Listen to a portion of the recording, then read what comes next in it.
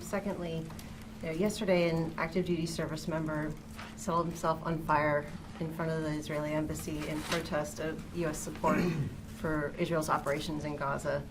Has the Secretary been briefed on Airman Bushnell, and is he concerned that maybe this airman's actions may indicate that there's a bigger issue within the military as far as U.S. support for this ongoing operation?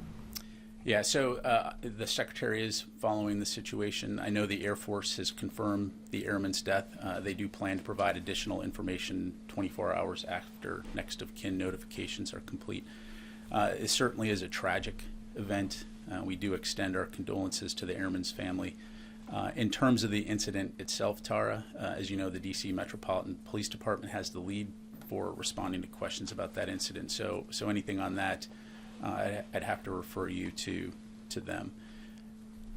But is the Secretary concerned that this might indicate that there's a deeper issue, maybe the U.S. military personnel being concerned about how weapons and support for Israel is being used on civilians in Gaza?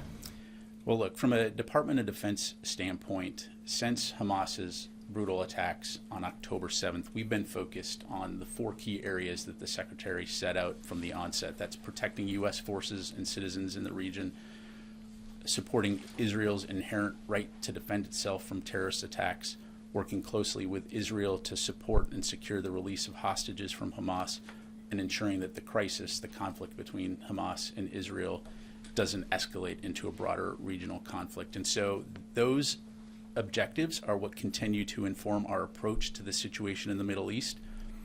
And as we've talked about before, while our support for Israel's inherent right to defend itself is ironclad, we've also continued to actively communicate our expectations that Israel take civilian safety and humanitarian assistance into account into their operations. You see that incorporated into every conversation the Secretary has with his counterpart in Israel, as well as other U.S. officials. And we expect them to continue to adhere to the law of armed conflict and international humanitarian law. We'll continue to do that. Jennifer?